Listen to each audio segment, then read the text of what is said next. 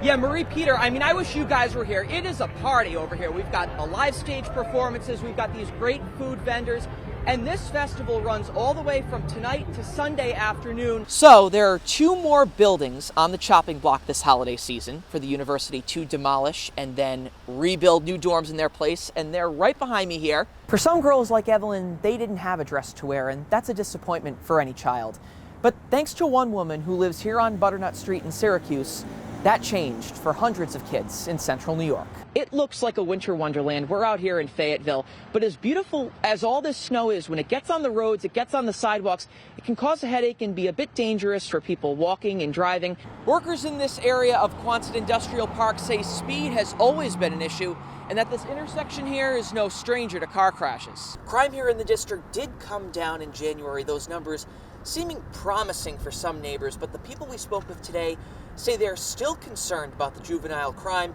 Well, it's something that hasn't happened here in New Bedford for over a decade. A police officer shot while on the job. So Alex, no debate that Republicans had a great night across the board. However, here in central New York, incumbent Brandon Williams, he was ousted by John Mannion, so that's +1 seat for the Democrats. New York State was really looked at. The Democrats wanted to gain back seats in this state. That leaves the Keystone State, the key to this election.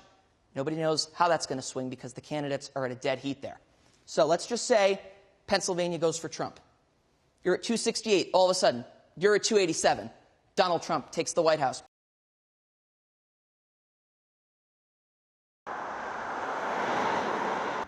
On North Street in Jamesville sits an American staple. So 2 slices of sausage, cheese slices, 1 slice of pepperoni, 1 slice of cheese. And one man who truly loves to make it. Every day is like my first day. Can't wait to get here and get the place going. For Robbie Thompson, pizza isn't just his living. It's what he lives to do. I do love making pizza. I've definitely made over 1 million pizzas in my life, and I can't wait to make pizzas every day.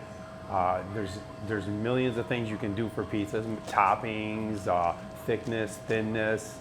Thompson, or Robbie T as he's affectionately known around town, has been kneading, saucing, topping, baking, and slicing for almost 40 years now, with no plans on shutting down the ovens anytime soon.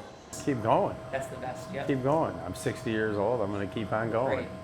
New York State has over 6,000 pizza shops, from down in the city to Albany to Buffalo to right here in central New York. So you could really go to any of those places and grab yourself a bite to eat.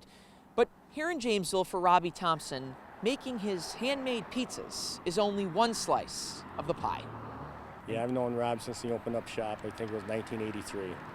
He's been great to Jamesville for all these years, and he's loyal to all his customers. He's a real good friend. He's been here for quite a few years. At Robbie T's, the pizza, the sandwiches, and the wings all take a back seat to what customers appreciate the most: the chef's heart. When I go somewhere, I want people to treat me the way I want to be treated, very good. And every time I get here, I want to make sure I take care of people, give them good respect, and customer service is a big thing for me. And it's very important to take care of people. They spend their hard-earned money here. I want to make sure I take care of them. Robbie has become part of the fabric of Jamesville during his 4 decades in the small town, donating thousands to youth sports and programs. And it's not just sports teams. We do like the band, chorus, plays, anything. If I ain't giving, I ain't living. And with every slice of pizza served, it comes with a side of compliments. I made this last night. That is very good. It took me 3 hours and my friend went asleep. Wow, you did good. A question that's not just your order, but all about you. How many people there? Too many. Too many. And most importantly, it's all topped off with a smile. Sometimes it's not what you get served in life. It's just about how you slice it. In Jamesville, Ronnie Parrillo. Thank you for walking through that door. NCC News.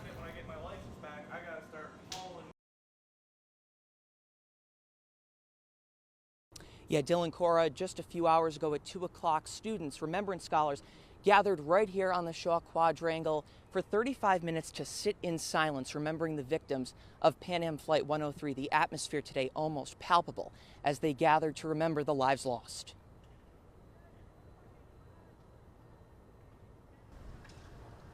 A tradition that stops time in its tracks.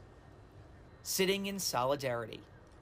35 Syracuse University Remembrance Scholars paying tribute to the lives lost on Pan Am Flight 103.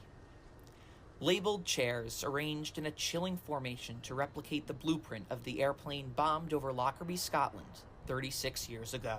All these students were friends, roommates abroad, and they had just come from the greatest experience of their life. The 35 students studying abroad through Syracuse were on their way back home to the U.S., filled with hopes and dreams for their futures.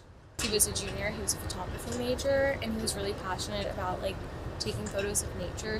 She was a gospel singer, and they said in her dorm she'd always be singing in the shower and singing gospel songs. The 35 minutes of silence today creating a powerful moment on the Hill. Some pausing as they walked by to reflect with these students, working towards their own goals for the ones who never had the chance.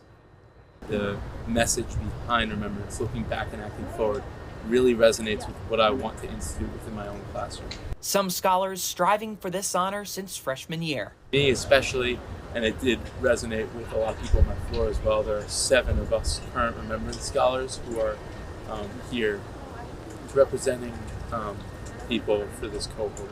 Knowing today how fortunate they are to look back and act forward. So, people called her Dimples because she was always smiling and she had dimples, and, I just think it's something that I'd like to carry in myself and just be someone who's smiling and be that kind of radiant figure for other people, and it's what she was for so many.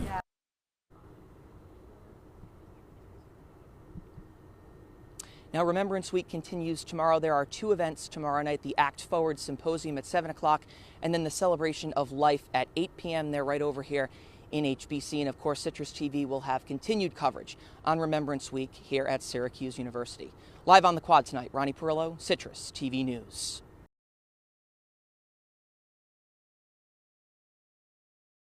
Well, we are just days away from the Great American Eclipse, a total solar eclipse, in fact, visible across multiple states from Texas to Maine.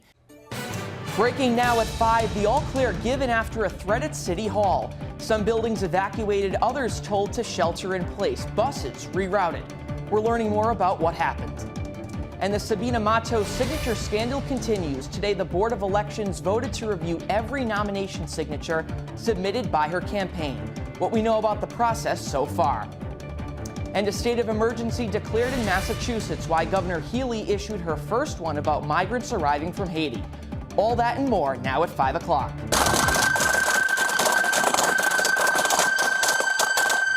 Cranston police released body camera video from the deadly shooting of a murder suspect last month. You can hear gunshots as well as officers shouting at the suspect not to move. As you head up into Oswego County, though, things are slowing down. That's because you just saw Jackson outside. The snow is a little bit worse to our north, so we'll be keeping an eye on the roads for you. Welcome back to News Live at 6. Israel is continuing attacks against Hamas and Hezbollah. The latest airstrike happened last night in Beirut, killing 7 health and rescue workers. A school groundskeeper is facing charges after he was found with a gun and ammunition on a school campus in Seneca County. Police say a school resource officer found a long rifle and ammunition. That's right, Alana. Right now, deals between Excellus, Trinity Health, and Family Care Medical Group, they're all up in the air as companies argue over reimbursement rates. You are going to want to watch Live at 6 next week. I'm just telling you, that's all I'll say. Speaking of Halloween, most people, you're carving pumpkins, right? You're eating Kit Kats. Me, I'm eating too many Kit Kats. But some people, they're launching those pumpkins. So they say. I mean, I am as single as that Cheerio that you find underneath the seat of the Honda Pilot like 6 years later that's just alone there. That's a great analogy. Me too. Yeah, but I mean, you know what? Here's the thing. You're my work wife. And you're my work husband. Right, so it works. It's not, it's not all bad. And the temperatures might go up, but the margins stay the same down in Georgia. Trump currently leads in the Peach State by less than 1%. The Maxwell School of Citizenship and Public Affairs is celebrating its 100th anniversary. The school opened after World War I back in 1924.